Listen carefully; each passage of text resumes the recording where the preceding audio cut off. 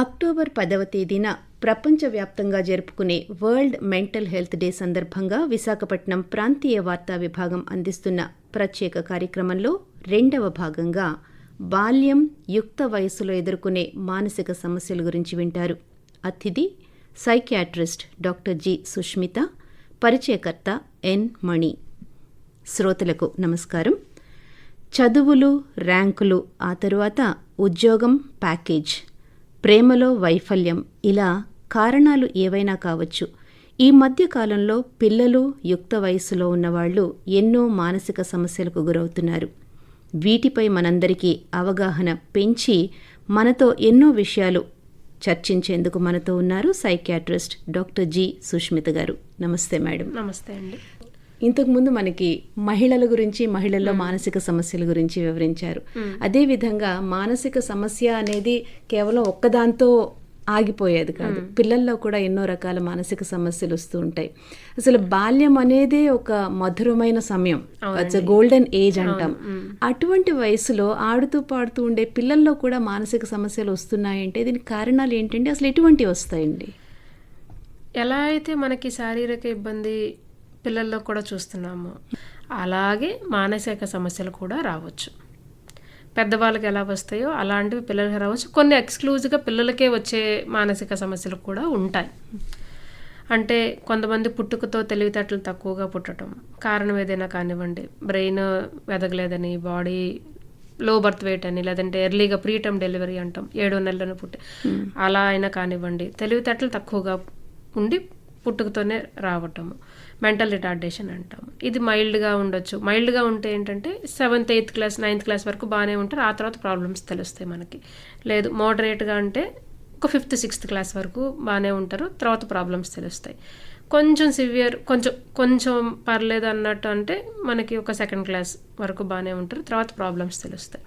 కొంతమంది బాగా severe, profound అనేది పుట్టుకతోనే మనకి తెలిసిపోతాయి అనమాట. అంటే మాటలు సరిగ్గా రాకపోవటము, ఎదుగుదల అనేది పక్క పిల్లలతో పోలిస్తే డిలే అవ్వటం, నడవటం, పాకటం, ఏదైనా పనులు చేయటం అనేవి ఆ ఏజ్ గ్రూప్ పిల్లలతో మనకు కంపేర్ చేస్తే వెనకబడి ఉంటారు. అలా మనకు తెలుస్తుంది కొంచెం తెలివితేటలు తక్కువగా ఉన్నారు అని. స్కిల్ అంటే మైండ్ బాగా పెట్టి చేయాల్సిన పని ఏదైనా ఉంటే అది సరిగ్గా చేయలేరు అనమాట. ఇదొక సమస్యగా రావచ్చు. ఈ మధ్య కాలంలో ఎక్కువగా వింటున్నమాట ఆటిజం. మేబీ మీరు కూడా వినే ఉంటారు. ఆటిజం సమస్య ఒక 1.5 year నుంచి మనకు గుర్తించగలం. కొంచెం ఏజ్ పెరిగే వరకు ఎంత సివియారిటీ ఉన్నదాన్ని బట్టి. ముఖ్యంగా వీళ్ళకి కమ్యూనికేషన్ డిఫికల్టీస్ ఉంటాయి. అంటే మనం ఇలా మాట్లాడుతుంటే ఒకళ్ళొకరు చూసుకుంటాము, ఒకళ్ళు చెప్పింది ఒకళ్ళు అర్థం చేసుకుంటాము, దానికి రెస్పాన్స్ ఇస్తాం. అది వాళ్ళకి సరిగ్గా ఉండదు.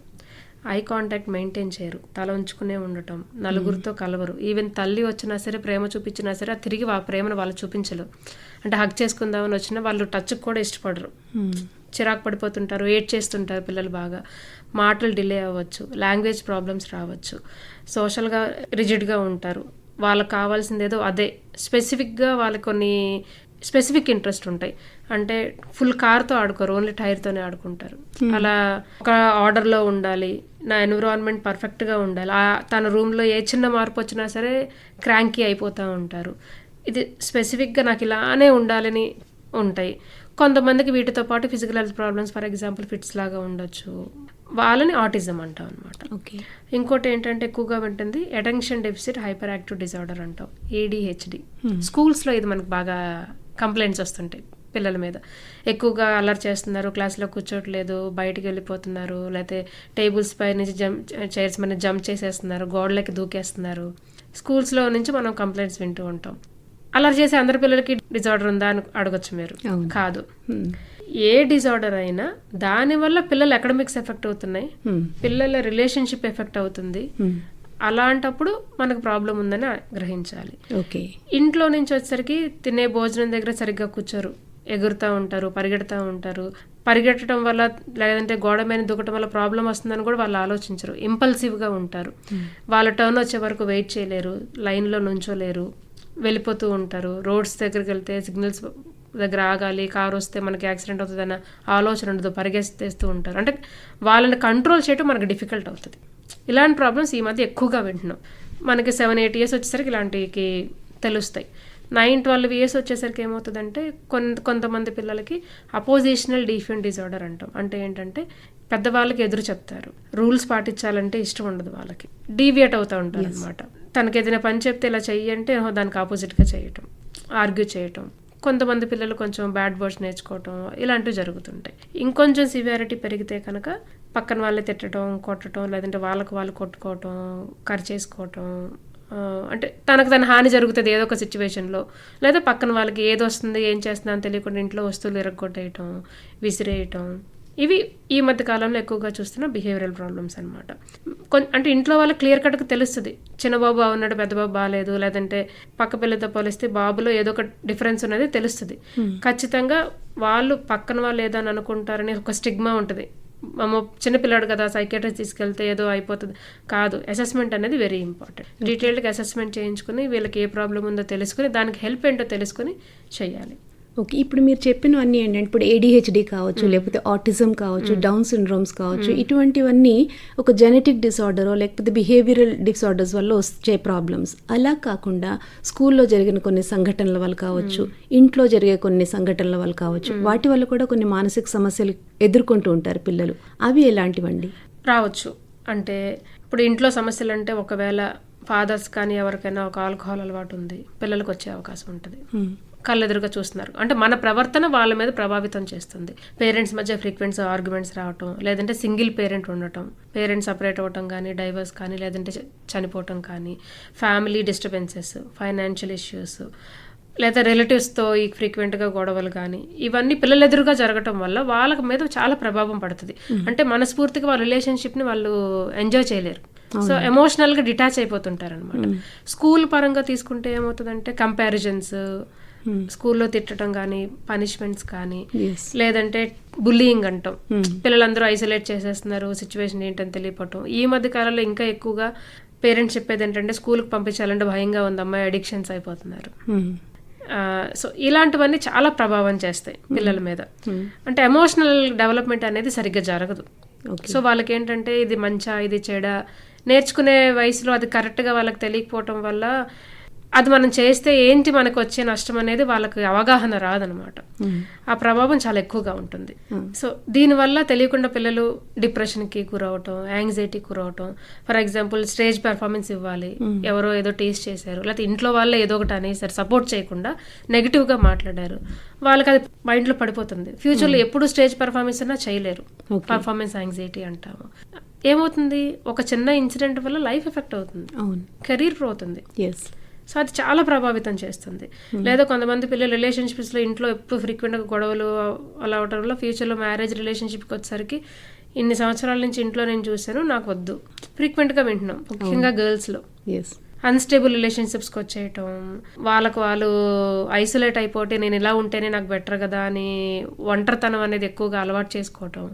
ఆ ఒంటరితనం నుంచి బయటకు రావడానికి మళ్ళీ ఆల్కహాల్, డ్రగ్స్ని అలవాటు చేసుకోవటం, ఈ ప్రభావం ఎక్కువగా పడుతుంది.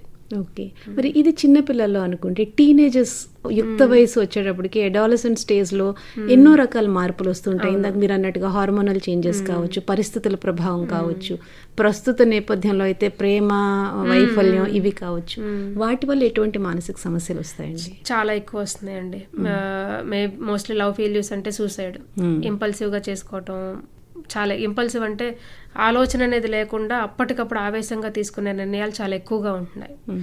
అది మనం ఆపగలగాలి. రెండోది డిప్రెషన్, ఎడిక్షన్స్. వీళ్ళు కూడా టీనేజ్ ఎడిక్షన్ ఇండియాలో చాలా ఎక్కువైంది. అది గర్ల్స్ బాయ్స్కి డిఫరెన్స్ లేకుండా కాలేజెస్, టీనేజెస్, ఆ ఇంటర్మీడియట్ దగ్గర నుండి డిగ్రీ కాలేజెస్ వరకు చాలా ఎక్కువ మంది పిల్లలు ఎయిదర్ సూసైడ్ లేదా ఎడిక్షన్ ఎక్కువగా జరుగుతుంది. డిప్రెషన్ అంటే హోప్లెస్, హెల్ప్లెస్గా అయిపోయిన థాట్స్, లేదా ఆ టైంలో మనకి పర్సనాలిటీ, మనస్తత్వం ఫామ్ అయ్యే ఏజ్ బాగా వీళ్ళు ఈ మనస్తత్వం అది ఎఫెక్ట్ అవుతుంది. దానివల్ల బోర్డర్ లైన్ పర్సనాలిటీ అంటే ఎమోషనల్గా అన్స్టేబుల్గా ఉంటారు, రిలేషన్షిప్స్ని ఫీల్ అవ్వలేరు, ఎంప్టీగా ఫీల్ అవుతుంటారు. ఎప్పుడు నాకు ఎవరూ లేరు, నేను ఒక్కదాన్నే, లేదా ఉన్నా ఎక్కువ రోజులు ఉండరు అనే చిన్న చిన్న అనుమానాలు రావటం. వీళ్ళలో ముఖ్యంగా వాళ్ళకి వాళ్ళు హాని చేసుకునే ఆలోచనలు ఎక్కువగా ఉంటాయి. అంటే సైకలాజికల్లో ఉన్న పెయిన్ ముందు ఫిజికల్గా నేను చేసుకునే పెయిన్ చాలా తక్కువ అనుకుంటారు. సో వాళ్ళకి వాళ్ళు హాని చేసుకోవడానికి చూస్తుంటారు అనమాట. ఫైర్ ఇంజురీస్ చేసుకోవటం కానీ, ఎలక్ట్రిసిటీ ఇంజురీస్ కానీ, లేకపోతే నైఫ్ ఇంజురీస్ కానీ, ఇలాంటి వాళ్ళకి వాళ్ళు చేసుకుంటారు. అలాని అది సూసైడ్ వరకు కాదు, సెల్ఫ్ హార్మ్, సైకలాజికల్ పెయిన్ తగ్గించుకోవడానికి నేను చేస్తున్నాను చాలా క్లియర్గా చెప్తారు వాళ్ళు. సో ఇవి టీనేజర్స్లో చాలా ఎక్కువగా ఉంటాయి. ఇలాంటివి మనం ప్రివెంట్ చేయకపోతే బైపోలార్ డిజార్డర్ అని, స్కిజోఫ్రీనియా అని, డిప్రెషన్ అని, ఇవి బాయ్స్లో అయితే 15 to 25 years ఆఫ్ ఏజ్లో స్టార్ట్ అవుతాయి. Delusions, hallucinations. గర్ల్స్లో అయితే మేబీ అరౌండ్ 20 to 30 years మధ్యలో స్టార్ట్ అవుతాయి అనమాట, ఏజ్ డిఫరెన్స్ చూసుకుంటే. బట్ ఇద్దరిలోనే ఈక్వల్గానే వచ్చే ఛాన్స్ ఉంటుంది, ఏజ్ డిఫరెన్స్ ఇలా ఉంటుంది. సో ఇవి చాలా ముఖ్యం ఇంట్లో వాళ్ళు తెలుసుకోవటం. అంటే ఎలా అయితే మనం నాన్న ఇది తిను, షుగర్ రాదు, ఇది తిను, ఎక్సర్సైజ్ చేయి బాగుంటావు, అలాగే మెడిటేషన్ చేయి, మెంటల్ హెల్త్ బాగుంటుంది, స్ట్రెస్ని హెల్తీగా డీల్ చేయి, ఇది మనం నేర్పించాలి. తల్లిదండ్రులు, టీచర్స్ అందరూ నేర్పించాలి. ఇప్పుడు మేజర్ ప్రాబ్లం ఏంటి అంటే స్క్రీన్ టైం. సో ఈ స్క్రీన్ టైం అనేది మానసిక సమస్యలకి మూల కారణం అవుతుందంటారా? స్క్రీన్, డిజిటల్ మీడియా అనేది మనకు ఇప్పుడున్న సొసైటీకి చాలా ముఖ్యం, చాలా చాలా ముఖ్యం. ఈవెన్ ఇప్పుడు మనం ఇలా ఆడియో రికార్డ్ చేస్తున్నా ఇది టెక్నాలజీయే. ఇన్ఫర్మేషన్ బయటికి వెళ్ళాలన్నా, మనకంటూ ఒక ఇన్ఫర్మేషన్ తెలియాలి అన్నా, నలుగురితో కాంటాక్ట్లో ఉండాలి అన్నా మనకి స్క్రీన్ అవసరం, డిజిటల్ మీడియా అవసరం. కానీ అది మిస్యూజ్ అవితే కనుక ప్రాబ్లమ్ స్టార్ట్ అవుతాయి. అంటే ఎక్సెసివ్గా స్క్రీన్ చూడటం. స్క్రీన్ అంటే ఓన్లీ సెల్ అనే కాదండి, సెల్ కావచ్చు, టీవీ కావచ్చు, ల్యాప్టాప్ కావచ్చు, ట్యాబ్ కావచ్చు, ఏదైనా ఇట్స్ ఎ స్క్రీన్. చాలా ప్రభావం ఉంటుంది. చిన్నపిల్లలతో చూస్తే అన్నం తినట్లేదు, పెట్టింది చేయట్లేదు, సో స్క్రీన్ పెట్టేస్తాం, ఫుడ్ పెడతాం. లేదు షాపింగ్కి వెళ్ళాం, షాపింగ్ చేయనివ్వట్లేదు పిల్లలు, సెల్ ఇచ్చేసి పక్కన కూర్చోబెట్టి మన షాపింగ్ మనం చేసుకుంటాం. సీరియల్ వస్తుంది, పిల్లలు చూడనివ్వట్లేదు, సీరియల్ చూస్తూ ఉంటాం, వాళ్ళకి సెల్ ఇచ్చేస్తాం. అంటే పేరెంట్స్ దగ్గర నుంచి జరుగుతుంది ఇది, అంతే కదా. 10-11 years వచ్చేసరికి మేడం మాకు మా అబ్బాయి స్క్రీన్ అడిక్షన్ అయిపోయింది, ట్రీట్మెంట్ చేయండి.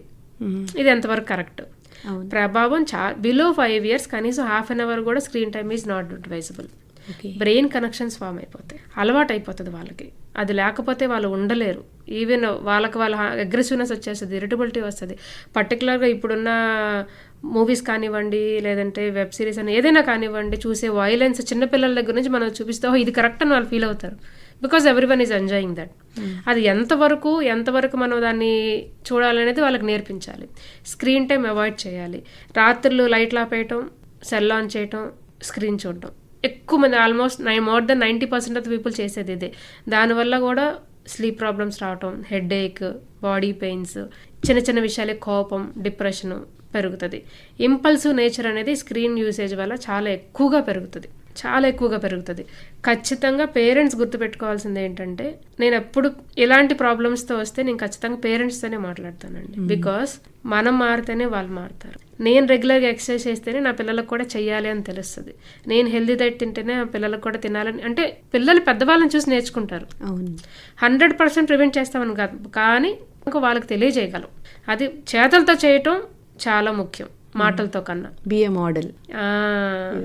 నేను టీవీ చూస్తాను, సీరియల్ చూస్తాను, నువ్వు వెళ్ళి చదువుకో, చేస్తారా?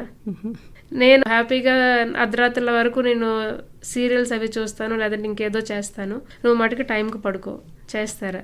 నేను నైట్ అంతా సెకండ్ షో మూవీ ఇంకేదో చూశాను, మార్నింగ్ 10కి 11కి లేగుస్తాను, నువ్వు మటుకు మార్నింగ్ 6కి లేసి కాలేజ్కి వెళ్ళు, లేస్తారా? 100% చేయాలని నేను చెప్పను, ఎంజాయ్మెంట్ ఉండాలి, కుదిరినంత వరకు అట్లీస్ట్ ఎక్కువ 80 to 90% మనం ఫాలో అయితేనే వాళ్ళు చేస్తారు. సో మనం ఆర్గ్యుమెంట్ చేస్తుంటే వాళ్ళు మనం ఎదుటి వాళ్ళకి రెస్పెక్ట్ ఇవ్వకపోతే ఓహో ఇది కరెక్ట్ అనుకుంటారు, మనం అన్హెల్దీ ఫుడ్ తింటే ఓహో ఇది కరెక్ట్ అనుకుంటారు. సో బ్రెయిన్ కనెక్షన్స్ అలా ఫామ్ అయిపోతాయి. స్క్రీన్ని ఎంత ఎర్లీగా మనం వాళ్ళకి ఇంట్రడ్యూస్ చేస్తామో అంత అన్హెల్దీ ప్రాబ్లమ్స్ ఫ్యూచర్లో వస్తాయి. ఓకే, ఇన్ని ప్రాబ్లమ్స్ వస్తున్న నేపథ్యంలో ఒక తల్లిదండ్రులకు కానీ స్కూల్ మేనేజ్మెంట్కి కానీ మీరు ఇచ్చే టిప్స్ ఏంటండి? ఒక చైల్డ్లో బిహేవియరల్ ప్రాబ్లమ్స్ పేరెంట్ కానీ టీచర్ కానీ అబ్జర్వ్ చేస్తే అది ఎంతవరకు వాళ్ళని ఎఫెక్ట్ చేస్తుందో అబ్జర్వ్ చేయాలి. అకాడమిక్సా, లేదంటే వాళ్ళ ప్లే టైమా, రిలేషన్షిప్ విత్ ఫ్రెండ్సా, టీచర్సా, ఎల్డర్సా, నైబర్సా చూడాలి. అది ఎఫెక్ట్ అవుతుంది అని అనిపిస్తే ఖచ్చితంగా దగ్గరలో ఉన్న సైకియాట్రిస్ట్ని కలవాలి. కొన్ని మనం చేయాల్సింది ఏంటి, కంపారిజన్స్ అవాయిడ్ చేయాలి. ఈ మధ్య కాలంలో ఎవరు తీసుకోవట్లేదు, యాక్సెప్ట్ చేయట్లేదు. కంపేర్ చేయటం వల్ల ఇంకా వాళ్ళు మనకు దూరం అయిపోతున్నారు, డిప్రెస్ అయిపోతున్నారు, యాంగ్జైటీ వచ్చేస్తుంది. చాలా ఎక్కువగా చూస్తున్నాం. అది కంపారిజన్ స్టాప్ చేయాలి. 2, వాళ్ళ కంపారిజన్ నేర్పించాలి. నిన్న నాకు మార్క్స్ ఎలా వచ్చినాయి, ఈరోజు నేను ఎలా ఉన్నాను, నేను ఎలా ఆడుకున్నాను, ఈరోజు నా పర్ఫార్మెన్స్ ఏంటి, అంటే నన్ను నేను అసెస్ చేసుకుని నన్ను నేను ఇంప్రూవ్ చేసుకోవడానికి ఏం చేయాలో నేర్పించాలి. పక్కన వాళ్ళతో కాదు. మనకున్న 5,000 ఒకలా ఉండవు. సో పక్కనున్న 5గురితో మనం ఒకేలా ఎలా ఉంటాం? అవును, ఉండలేం కదా. సో నాది నేనేంటి అది మనం నేర్పించాలి. ఇంక్లూడింగ్ పేరెంట్స్ కూడా ఇంటికి ఒక 4 చుట్టాలు వస్తే వాళ్ళు ఎలా ఉన్నారో చూసావా, వీళ్ళు ఎలా ఉన్నారో చూసావా అని చెప్తాను. అది కాదు, మనం ఎలా ఉన్నామనేది ఇంపార్టెంట్. కంపారిజన్ ఉండకూడదు. మనం పాటిస్తూ హెల్దీ లైఫ్ స్టైల్ వాళ్ళకి నేర్పించాలి. కమ్యూనికేషన్ కానివ్వండి, సోషల్ డెసిషన్స్ కానివ్వండి, ఎక్సర్సైజ్ కానివ్వండి, ఫుడ్ కానివ్వండి, చదువుకోవటం కానివ్వండి, లేదు ఇంకేదైనా యాక్టివిటీస్ కానివ్వండి, అవన్నీ మనం చేస్తూ వాళ్ళని చేయమని చెప్పాలి. వాళ్ళ హాబీస్ ఉన్నాయి, encourage that in a healthy way. ఒత్తిడి ఏదైనా వచ్చింది, ఫస్ట్ వాళ్ళు ఇండిపెండెంట్గా డీల్ చేయడానికి నేర్పించాలి. మనం పక్క నుండి సపోర్ట్ ఇవ్వాలి, అంతే తప్ప వాళ్ళ చేతిలో స్పూన్ కూడా మనమే తీసుకుని చేయకూడదు. ఆ ఇండిపెండెన్సీ వాళ్ళకి నేర్పించాలి. How to solve A problem by themselves. Support ఉంటే ఆ వెనకాల మా ఫాదర్ ఉన్నారు, మా మదర్ ఉన్నారు, మా టీచర్ ఉన్నారు సపోర్ట్కి. బట్ ఫైనల్గా చేయాల్సింది ఎవరు? ఎగ్జామ్ రాయాల్సింది ఎవరు? చైల్డ్. అది నేర్పించాలి. ఇది చాలా ముఖ్యం. వీటితో పాటు ఏదైనా పని చేయకూడదు అంటే ఎందుకు చేయకూడదో కూడా వాళ్ళు అర్థమయ్యేటట్టు చెప్పాలి. సపోజ్ ఫర్ ఎగ్జాంపుల్ టీనేజర్స్ వచ్చారు, సరదాగా ఫ్రెండ్స్తో ఆల్కహాల్ తీసుకుందాం చూశారు. ఫాదర్ కానీ మదర్ కానీ ఇంకెవరైనా కూర్చుని అసలు ఆల్కహాల్ అంటే ఏంటి, దాంట్లో ఉన్న డిసడ్వాంటేజెస్ ఏంటి, మంచి ఏంటి, చెడు ఏంటి ఎక్స్ప్లెయిన్ చేసి దీనివల్ల మనకు లైఫ్ రిస్క్ ఉంది, చెయ్యకూడదు అనేది నేర్పించాలి. వద్దు అని చెప్పేస్తే వాళ్ళు వినరు. ఎందుకు వద్దు, ఎందుకు చెయ్యాలి, అది మనం నేర్పించాలి. అలా ప్రతి విషయంలోనే చెయ్యొచ్చు. అండర్స్టాండింగ్ అనేది ఇంపార్టెంట్. అండర్స్టాండింగ్ ఒకసారి చెప్తే అర్థం కాకపోవచ్చు, 2 సార్లు 10 సార్లు, బికాస్ వాళ్ళు గ్రోయింగ్ ఏజ్, అది లెర్నింగ్ ఏజ్. మనం ఎంత బాగా నేర్పిస్తే అంత బాగా మెమరీ ఫామ్ అవుతుంది, అంత బాగా హెల్దీ లైఫ్ స్టైల్ వస్తుంది లాంగ్ రన్లో. సో ఇవి పాటించాలి. చక్కటి పేరెంటింగ్ టిప్స్తో చిన్నపిల్లల్లో ఉండే మానసిక సమస్యలు ఏమిటి, వాటిని తగ్గించే అవకాశాలు ఎలా ఉంటాయి అనేది చెప్పారు. ఆకాశవాణి కోసం మీ సమయం వెచ్చించినందుకు ధన్యవాదాలండి. థ్యాంక్ యూ అండి. ఇంతవరకు అక్టోబర్ 10వ తేదీన ప్రపంచవ్యాప్తంగా జరుపుకునే వరల్డ్ మెంటల్ హెల్త్ డే సందర్భంగా విశాఖపట్నం ప్రాంతీయ వార్తా విభాగం అందించిన ప్రత్యేక కార్యక్రమంలో 2వ భాగంగా బాల్యం, యుక్త వయసులో ఎదుర్కొనే మానసిక సమస్యల గురించి విన్నారు. అతిథి సైకియాట్రిస్ట్ డాక్టర్ జి. సుష్మిత, పరిచయకర్త ఎన్. మణి. సమర్పణ ప్రాంతీయ వార్తా విభాగం, ఆకాశవాణి విశాఖపట్నం కేంద్రం. వెలువడింది ఆకాశవాణి విజయవాడ కేంద్రం నుండి.